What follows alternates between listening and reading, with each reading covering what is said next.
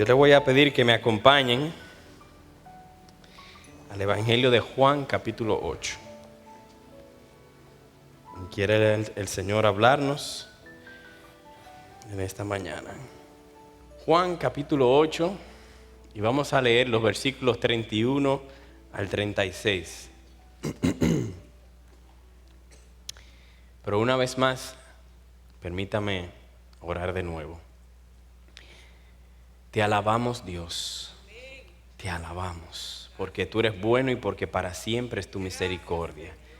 Gracias por enviar a Jesucristo a morir por nuestros pecados, a resucitar el tercer día para nuestra vida eterna. Y te rogamos, Dios, que tus palabras sean las que escuchemos en esta mañana. En el nombre de Jesús. Amén. Amén. Juan capítulo 8, y vamos a leer los versículos 31 al 36. Leo. Entonces Jesús decía a los judíos que habían creído en él: si ustedes permanecen en mi palabra, verdaderamente son mis discípulos, y conocerán la verdad, y la verdad los hará libres. Ellos le contestaron: somos descendientes de Abraham y nunca hemos sido esclavos de nadie. ¿Cómo dices tú, serán libres? Jesús les respondió: en verdad les digo que todo el que comete pecado es esclavo del pecado. Y el esclavo no queda en la casa para siempre. El Hijo sí permanece para siempre. Así que, si el Hijo los hace libres, ustedes serán realmente libres. Esa es la palabra de Dios. ¿No es cierto que todos anhelamos ser libres? Que todos queremos tomar el camino o entrar por la puerta que llene todas las aspiraciones del alma. ¿No es cierto eso? Pero queremos una libertad que no sea efímera, no queremos una libertad que sea superficial, sino queremos una libertad que sea profunda, que sea duradera. Recuerdo cuando niño ver en el telecable un programa que se llamaba en inglés The Price is Right. Y en ese programa, una de las cosas que sucedía que luego de seleccionar a un concursante, lo ponían de pie delante de 3 grandes puertas. Y detrás de una de esas puertas había un gran premio, un gran regalo. Y le llegaba el momento de escoger una de las puertas y el público comenzaba a decir la número 1, la número 3, la número 2, etc. Y entonces dentro del público estaban los amigos y los amigos le hacían señas, la número 2. Y estaban los familiares, la gente más cercana de él, y le estaban diciendo cuál escoger, y él mismo no sabía cuál escoger. Detrás de una de esas puertas estaba el gran regalo que él quería. ¿No dijo Jesús, yo soy la puerta? ¿No dijo Jesús, yo soy el camino, yo soy la verdad y la vida? Él sabe cuál es el camino que nosotros necesitamos escoger para llegar a esa verdadera libertad. Pues en esta mañana vamos a hablar de 2 cosas, solamente de 2 cosas basadas en este pasaje. Primero vamos a ver que el pecado esclaviza. El pecado esclaviza. Y segundo, vamos a ver que la verdad nos hará verdaderamente libres. Ahora bien, si vemos en el pasaje, las últimas palabras del versículo 30, ¿qué dicen? Dicen, muchos creyeron en él. Y luego en el versículo 31 nos dice que habían unos judíos a quienes Jesús les habló las palabras de que hemos leído en esta mañana, que dice que esos judíos habían creído en él. Y eso es sorprendente, pero no nos dejemos engañar o desviar por esa frase. Porque a menudo Juan, el evangelista, el que escribió el Evangelio de Juan, habla de aquellos que creyeron, pero que realmente no creyeron. Resulta que si vamos, por ejemplo, y no tienen que buscarlo, en Juan capítulo 6, después de que Jesús alimenta a una multitud, dice que muchos creyeron en Él, muchos le recibían porque habían sido alimentados. En Juan capítulo 2 encontramos que Jesús hizo algunas señales y dice que muchos creían en las señales, pero Jesús no se fiaba de ellos, porque Él conocía lo que había en el corazón del hombre. ¿No dice también el Evangelio, en Juan capítulo 6, que muchos discípulos abandonaron a Jesús y ya no caminaban con Él? ¿No dice también el Evangelio de Juan que Jesús mismo escogió a 12 apóstoles, pero había uno de ellos que era un diablo? Y lo que sucede es que a menudo vemos una y otra vez en la palabra de Dios esto de que el pecado esclaviza a tal punto que nosotros hasta podemos creer que somos verdaderos creyentes y no lo somos. Es como lo que dijo Jesús en la parábola del sembrador. ¿Recuerdan en la parábola del sembrador de una semilla que cayó entre piedras, que cayó en un terreno pedregoso? Y dijo Jesús que enseguida esa semilla brotó, pero no tenía profundidad. Salió el sol y quemó la semilla, quemó la planta, porque no tenía raíz y se secó. Entonces Jesús dice, así son algunos que reciben la palabra con gozo al principio, pero no tienen raíz profunda en sí mismo. Y cuando viene la aflicción, cuando viene la dificultad, se muestra que en ellos lo que supuestamente creyeron era algo que realmente era temporal. Pero resulta que el problema de estos judíos que vemos aquí en el capítulo 8 no se parece a esa semilla que cayó entre piedras, sino más bien que se parece a esa semilla que cayó entre espinos.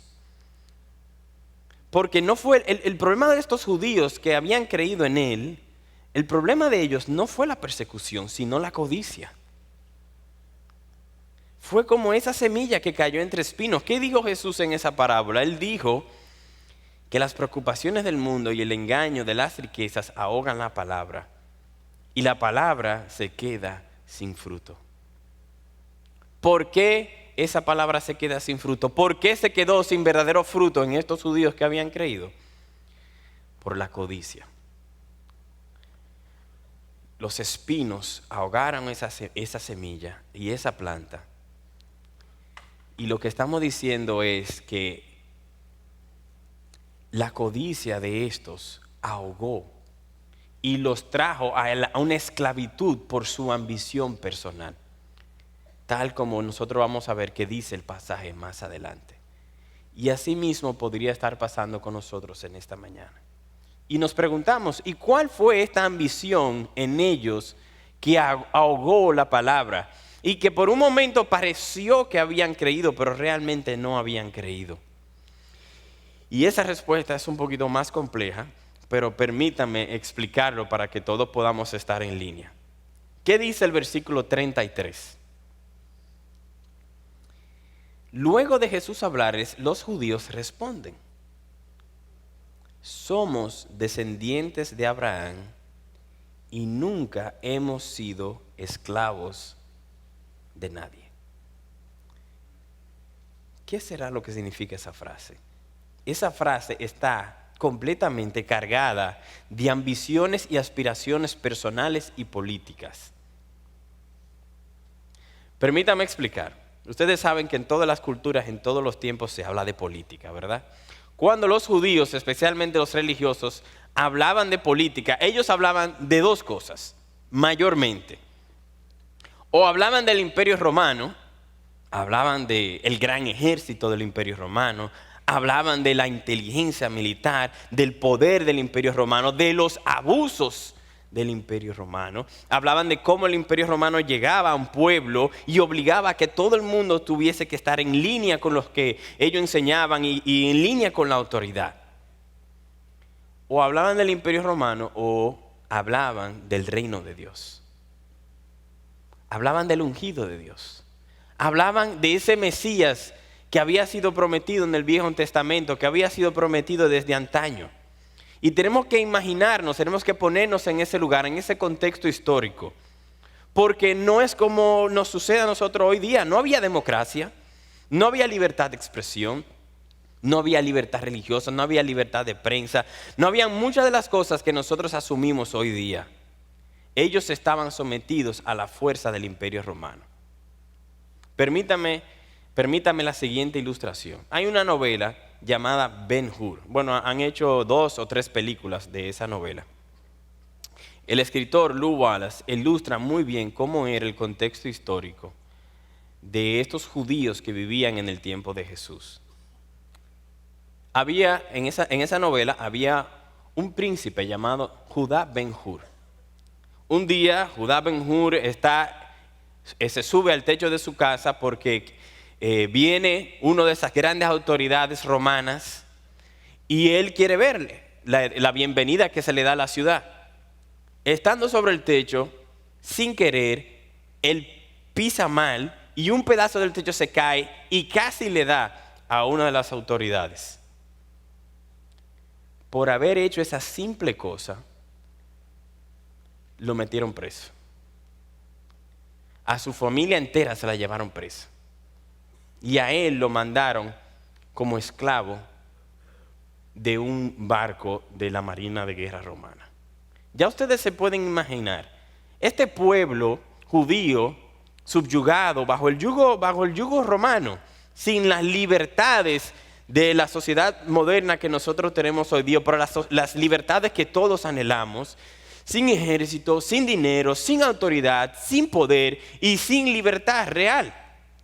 Entonces, pero estos judíos tenían esperanza. Tenían esperanza, pero tenían una falsa esperanza. Y de eso vamos a hablar un momentico, pero permítame terminar de explicarle en qué consistía la esperanza de ellos. Ellos creían en el prometido Mesías. Ellos creían en el reino de Dios. Ellos creían en este Mesías, pero en un Mesías que sería un gran guerrero. Ellos creían en un gran guerrero que vendría a Israel a conquistar, a destruir a todos sus enemigos a la fuerza.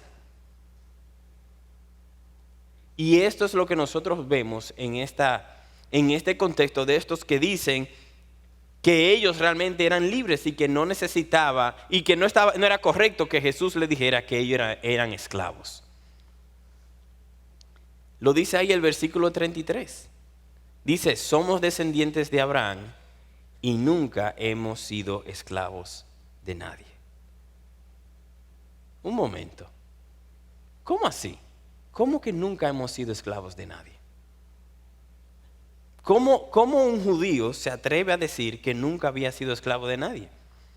Es decir, todos sabemos que los judíos fueron esclavos en Egipto por más de 400 años.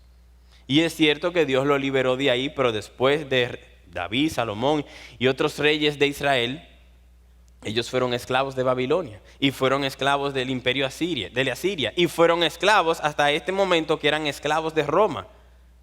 ¿Cómo nosotros entendemos esta frase que es aparentemente contradictoria? Y la clave aquí es la palabra Abraham. Dios prometió años atrás a Abraham que su descendencia tendría victoria sobre sus enemigos. Y Dios prometió a Abraham, y lo confirmó en Moisés, que el reino de Dios vendría a la tierra. La esperanza de esos judíos estaba en que ellos eran hijos de Abraham, ellos eran hijos de Isaac, hijos de Jacob, y su supuesta esperanza trascendía la realidad política de sus tiempos. Y aún ellos estando en malas circunstancias y aún bajo la esclavitud del imperio romano, ellos no aceptaban que le llamaran esclavos. Y yo quiero ilustrarlo de esta manera, a ver si esto nos ayuda a entender qué es lo que está pasando por la mente de estos judíos que habían creído. Imagínense por un momento un niño en 6º grado. Y el niño está en 6º grado y hay uno de 8º, un bully, que lo tiene con una llave. Lo tiene agarrado con una llave ahí. y le está diciendo al niño, ¿y quién es tu papá ahora? Dime, ¿quién es tu papá? Pero el niño no se rinde. ¿Por qué? Porque él ve que su hermano mayor viene a defenderlo. Y así estos judíos decían, nosotros no somos esclavos.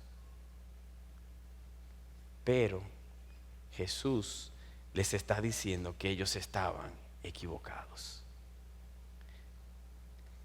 Jesús estaba tratando de demostrarles que su esperanza estaba ubicada en el fundamento equivocado. Jesús está tratando de demostrarles a ellos que su esperanza es falsa. Y lo que ellos anhelan en su corazón realmente no es lo que les va a dar libertad. ¿Por qué? Porque ellos estaban confiando en sus aspiraciones personales. El fundamento de su vida y de su supuesta libertad era su ego. Ellos buscaban las aspiraciones políticas que a veces cada uno de nosotros puede sentirse tener. Eso es lo que impulsaba sus vidas. Ellos se levantaban cada día buscando la libertad y la felicidad en base a lo que ellos anhelaban. Señores, y hasta usaban la misma Biblia, la misma palabra de Dios para justificar su esnovismo cultural. Para ellos decir, yo soy mejor que tú. Para ellos decir, nosotros no somos esclavos, a pesar de que eran esclavos. Para ellos decir, no importa cómo yo viva, yo soy mejor que cualquier otro. Pero Jesús estaba tratando de demostrarles que mientras ellos se fundamentaban sobre eso, ellos realmente serían esclavos y serían esclavos toda la vida. Ahora no pensemos por un momento que eso es algo exclusivo de estos judíos. No pensemos que esto solamente le puede pasar a estos fariseos legalistas. Todos estamos expuestos a tener falsas aspiraciones. Todos estamos expuestos a pensar que lo que yo anhelo es lo que yo quiero en mi ego, es lo que Dios me ha prometido dar. Todos estamos expuestos a tener falsas aspiraciones de lo que Dios ha prometido ser para este mundo. Y nosotros estamos todos los días inclinados a confiar en lo que no debe ser confiado. Todos los días nosotros estamos inclinados a tener una falsa esperanza. Y esto nada más hay que verlo en las elecciones. Hace 6 meses tuvimos elecciones y ¿es cierto o no que si un dominicano dice, bueno, yo tengo un primo que está en el partido tal, y si ese gana, ya de por fin mi vida está resuelta? ¿No es así? Porque nuestras aspiraciones no están en Jesucristo. A menudo lo que nosotros más anhelamos y lo que más busca nuestro corazón está fundamentado en lo que no debe estar, sea en política, sea en familia. No, mi papá me resuelve, mi apellido, no, yo voy a tal y tal iglesia, y como yo voy a esa iglesia, entonces yo tengo todo garantizado. O a veces lo buscamos en el dinero, en las riquezas, en el poder, en el renombre, en lo que nos puede conseguir las cosas de este mundo. Y nos detenemos por un momento y decimos, ¿y qué tiene todo esto que ver con la célebre frase de Jesús? Conocerán la verdad y la verdad los hará libres. Y la respuesta está en el versículo 34, que Jesús mismo respondió. ¿Qué dijo Jesús? En verdad les digo que todo el que comete pecado es esclavo del pecado. Jesús les demostró que mientras ellos pretendían tener fe en Dios, mientras ellos pretendían ser libres, mientras ellos pretendían ser partes del reino de Dios, realmente ellos eran esclavos. Esclavos del pecado. Y yo me pregunto, ¿es ese tu caso hoy en esta mañana? Quizás tú entiendes que eres libre. Quizás tú entiendes que vas en el camino correcto. Pero ¿está tu esperanza fundamentada solo y únicamente en Jesucristo? Y vemos tres cosas aquí, por lo menos, que muestran de que ellos eran esclavos del pecado. ¿Por qué? Porque ellos, es cierto que esperaban un Mesías rey. Ellos esperaban a un Cristo, pero era un Mesías según sus propias aspiraciones. Ellos esperaban un gran guerrero con un gran ejército para devolver el reino a Israel. Pero no dijo Jesús que Él vendría como un siervo. Ellos esperaban que el Mesías vendría al mundo con poder y autoridad para juzgar, para darle a ellos el lugar en este mundo que les corresponde, para condenar y destruir a las naciones. Pero no dice la palabra que el Mesías vendría sin hermosura y en humildad. Ellos esperaban de que el Mesías vendría a darles a ellos la honra y el respeto que se merecían por su tradición religiosa, que vendría a resaltar la letra de la ley y a celebrar a todos aquellos que eran iguales que estos. Pero no dijo Jesús que Él vino a morir para salvar. No dice la palabra que el Mesías vendría a ser herido y molido para justificar a muchos. Y no me malentiendan. Dios ha prometido prosperidad, gloria, salud, poder, autoridad, libertad sin fin, luz y alegría, pero no en esta vida. Y nosotros vivimos como que es en esta vida que nos van a dar todo eso. Si nuestra esperanza solo está en las cosas de este mundo, somos más que miserables. Díganme ustedes, ¿de qué sirve ganar el mundo entero si perdemos la vida eterna en Cristo Jesús? Es cierto, tendremos todas estas cosas. Dios nos ha prometido todas estas cosas, pero a la final victoria. Y ustedes saben por qué. Porque primero hay que vencer el gran enemigo. Y el enemigo principal no era el César, no era el imperio romano, no son los abusadores de esta vida, no son las injusticias, no es la pobreza, no son las enfermedades, no es el dolor ni los desastres naturales. El principal problema no son los chelitos para llegar al final del mes. El principal problema nuestro es el pecado. El principal problema nuestro es el pecado, la muerte que viene por el pecado y el diablo que está dominando el mundo por causa del pecado y de la muerte. Mientras tanto, nosotros estamos luchando por ganar las cosas de este mundo y las aspiraciones de nuestro ego, cuando el gran enemigo es el pecado. No sé si te das cuenta de que nosotros realmente, si no estamos en Cristo, somos esclavos porque estamos predispuestos a rechazar el Mesías que Dios ha prometido. Y estamos predispuestos al Mesías que nosotros queremos. Y eso nos destruye. En cambio de lo que Dios nos ofrece, nosotros queremos un Mesías según nuestras aspiraciones y deseos personales. ¿Para qué queremos tanto poder, renombre, dinero, placer y bienes temporales y lujos materiales de esta vida si eso nos destruye? Si alguna vez tú has dicho, bueno, Dios me ha dado una familia, me ha dado un matrimonio, un buen trabajo y eso es todo lo que yo necesito. Estoy tan agradecido. Eso es maldito eso. Eso sin Cristo es maldición.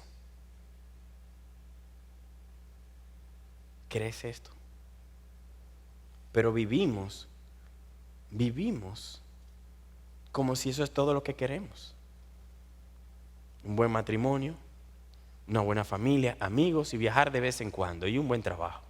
Y ya, y no queremos más. Eso es suficiente para nosotros. Somos agradecidos a Dios por todo eso, aunque no tengamos a Cristo.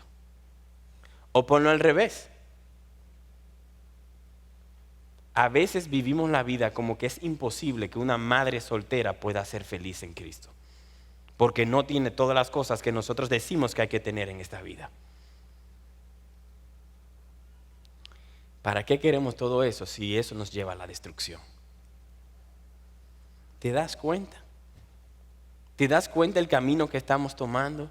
Que por causa del pecado nuestras relaciones realmente no satisfacen.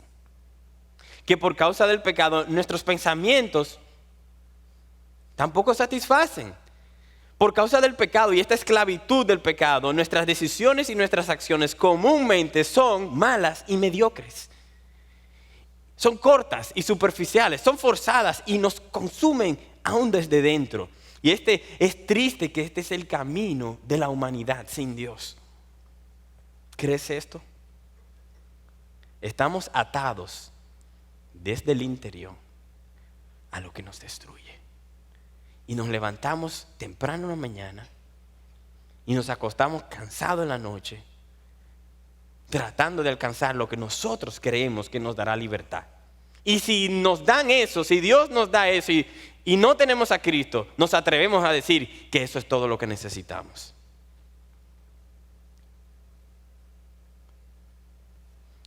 Pero gracias a Dios que Jesús presenta un camino mejor. Sin Cristo todo está perdido. Sin Cristo seremos eternamente inútiles. Pero gracias a Dios que Jesús es un camino mejor. Y aún queda una oportunidad para que nosotros podamos escoger la verdadera libertad. Si tan solo nosotros dejamos nuestros caminos, si tan solo nos volteamos de nuestros caminos y buscamos la verdad, si tan solo nosotros estamos dispuestos a conocer lo que es la plena satisfacción y alegría que hay en Cristo Jesús, tendremos un mejor camino. Amén. Bien, entonces les dije que quería hablarles básicamente de dos cosas. Primero, que el pecado esclaviza, y espero haberles convencido de eso. Pero segundo, que la verdad nos hace libres. Miren lo que dice el pasaje en el final del verso 31 y el verso 32. Jesús les dijo: si ustedes permanecen en mi palabra, verdaderamente son mis discípulos y conocerán la verdad, y la verdad los hará libres. Y aquí podemos ver 5 verdades. 5 verdades que nos pueden ayudar a entender de que la verdad nos hará libres. Primero, la libertad en Dios es para los discípulos. ¿Lo vieron ahí? Es para los discípulos. El discípulo es el que se deja guiar. El discípulo es el que se deja guiar, que aprende, que honra y es fiel al maestro. Ustedes saben cuál es la diferencia entre un fanático, un discípulo y un rebelde. El fanático cree lo que sea que diga su líder. No hace preguntas, él simplemente sigue, aunque al final termine en un precipicio. Ese es un extremo. El otro extremo es el rebelde. El rebelde se cree que cuestionar y ser un escéptico y preguntar, que eso de por sí es una virtud. Y él no sigue a nadie y él no honra a nadie a menos que piense igual que él. Cristo lo que busca es discípulos. Los discípulos de Cristo piensan, porque Jesús nos ha dado su palabra y nos ha dado evidencias para creer. Y el discípulo pregunta lo que no entiende, pero lo hace con una actitud de humildad.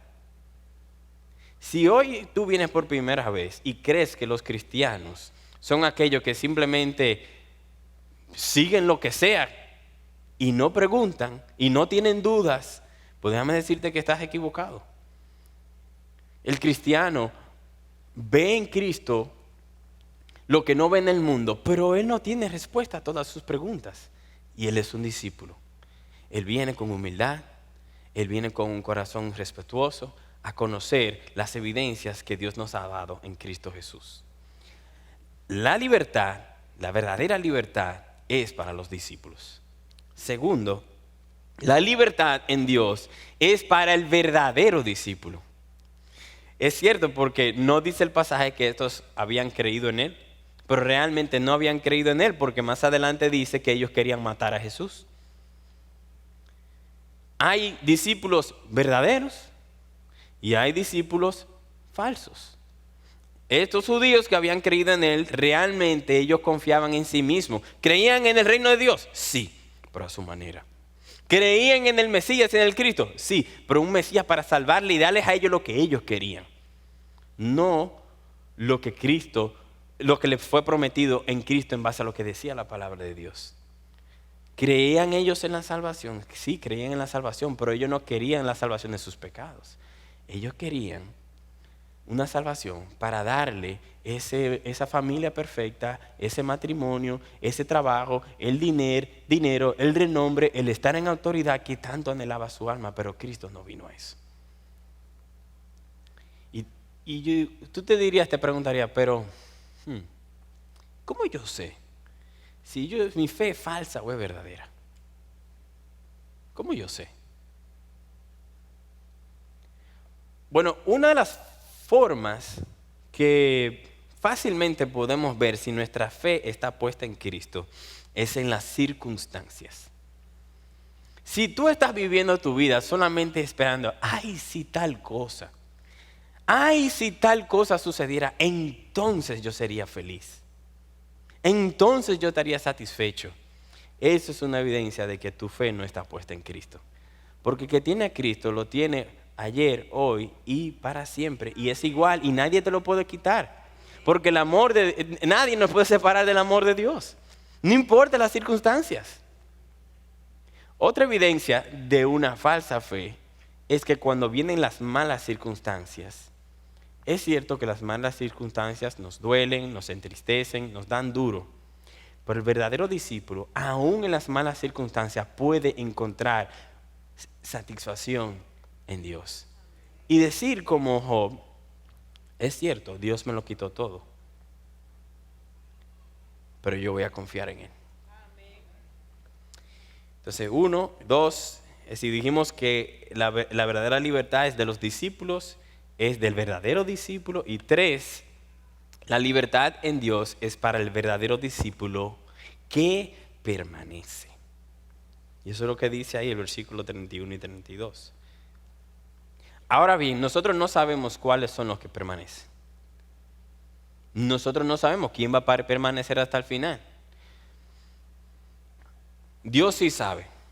Ahora hay algo que nosotros sí sabemos, y nosotros sabemos que la muerte y la resurrección de Jesucristo es tan poderosa que eso garantiza que todos los verdaderos discípulos van a permanecer. Si tú estás aquí pensando que vas a permanecer bajo tu propio esfuerzo, lo siento decírtelo, pero en un momento te vas a cansar. Pero en Cristo, todos los verdaderos discípulos permanecen. Y es para ellos la verdadera libertad. Número 4, la libertad en Dios es de aquellos que conocen la verdad. Dice, y conocerán la verdad, y la verdad los hará libres. Pero no pensemos por un momento que la verdad es el mero intelecto.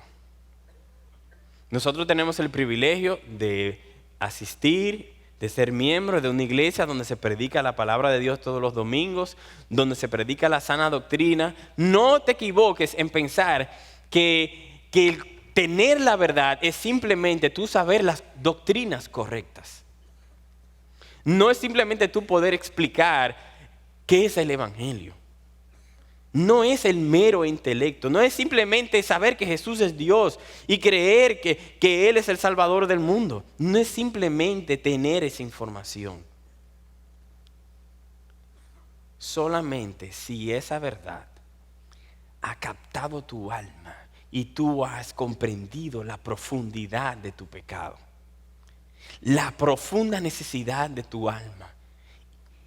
Cuando tú has captado eso y lo has entendido y has creído y has visto tu pecado y gimes en tu maldad y en tu corazón, y eso entonces te lleva al arrepentimiento a Jesucristo y a cambiar tu vida.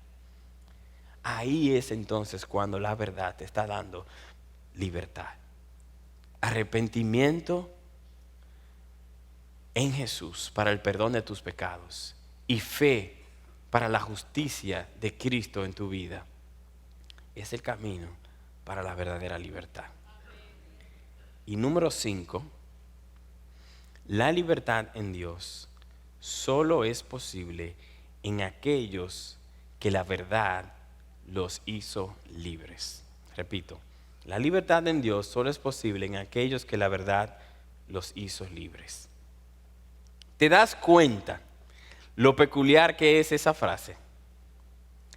Los hará libres. No dice se hagan libres. ¿Se dan cuenta? Dice los hará libres. No dice para aquellos que alcancen libertad, sino los hará libres. Pregunta, ¿qué es lo que nos da la libertad? ¿Qué es lo que nos da la libertad? Díganme ustedes. Y conocerán la verdad y la verdad los hará libres. Bueno, perdona, quizá no formulé bien la pregunta. Mira lo que dice el versículo 36. Así que, si el Hijo los hace libres, ustedes serán realmente libres. La pregunta no es qué, sino quién. ¿Quién es que nos da la libertad? Cristo. No es el contenido de la verdad, es una relación personal con la verdad. Porque Él dijo, yo soy el camino, la verdad y la vida. El camino, la verdad y la vida, y nadie viene al Padre sino por mí. ¿Quién es que nos da la libertad? Es el Hijo de Dios. Es Jesucristo y todo lo que Dios ha prometido ser para nosotros en Cristo Jesús. Ustedes saben cuál es la diferencia de qué y quién. Permítame ilustrarlo. Imagínense por un momento que yo le pregunte, mira, hace unos días pasó por aquí un huracán, creo que el huracán Mateo. Y yo le pregunto a alguien, mira, ¿tú conoces el huracán Mateo? Y él me diga, bueno, sí, claro, yo lo vi en la prensa, yo lo vi en las fotos, yo vi en el internet cómo eso iba pasando y pasó por Haití. Y le preguntamos a otra persona y nos preguntamos, ¿tú conociste el huracán Mateo? Y él te dice, claro que yo lo conocí, yo estaba ahí cuando pasó el ojo del huracán. Esa es la diferencia entre qué y quién. Esa es la diferencia entre el falso y el verdadero. Tal como dice, tengo un amigo que dice que venir al nuevo nacimiento en Cristo Jesús es como que te atropelle una patana. ¿Cómo es posible que te atropelle una patana y tú quedes igual? ¿Cómo es posible que tú conozcas el huracán y te quedes igual? Bueno, te quedarás igual si tú lo conociste por la prensa o si lo conociste por el internet. Pero si tú estuviste ahí cuando pasó el ojo del huracán, el que conoce al Hijo ha sido convencido. El que conoce al Hijo de Dios ha visto con sus ojos. El que conoce a Jesucristo, el Hijo de Dios, ha sentido con sus manos, ha tocado, ha probado, ha gustado la bondad de Dios, se ha confiado y dice, yo soy eternamente feliz en Cristo Jesús. Y Dios le satisface. Hoy es el día para ti. Hoy es el día para que tú digas, toda mi vida yo he anhelado una familia, un matrimonio, un trabajo. Pero si no tengo a Cristo, no quiero nada de eso. Hoy es el día para tú venir a Dios y decirle: Dios, si hay algo de este mundo que yo aspiro, que mi ego anhela, que está impidiendo que yo conozca quién es el que me da libertad, quítamelo. Deja tus caminos. Que no se diga de ti que tú fuiste como aquellos judíos que habían creído, pero realmente no creyeron. Y mientras tanto estás siendo esclavizado por el pecado. Deja tus cadenas. Entrégaselas a Cristo. Confía en Él. Entrega tu vida al Salvador, al Mesías. ¿Para qué queremos las cosas de este mundo sin Cristo? Y si Cristo te las da con Cristo, bienaventurado eres. Pero si tu corazón lo que está es luchando por las cosas que este mundo dice que tienen valor, eres un miserable. Ven a Cristo. Conocerás la verdad. Conocerás al Hijo de Dios y serás libre. Amén. Oremos.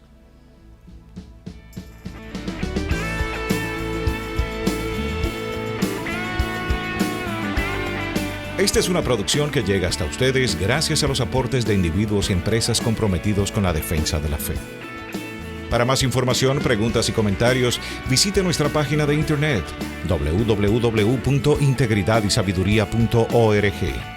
En esta página encontrará información sobre la producción de este y otros recursos que ponemos a su disposición, como también las formas en las que usted puede contribuir con la producción de programas como estos. Les invitamos nuevamente a visitar nuestra página de internet www.integridadysabiduría.org.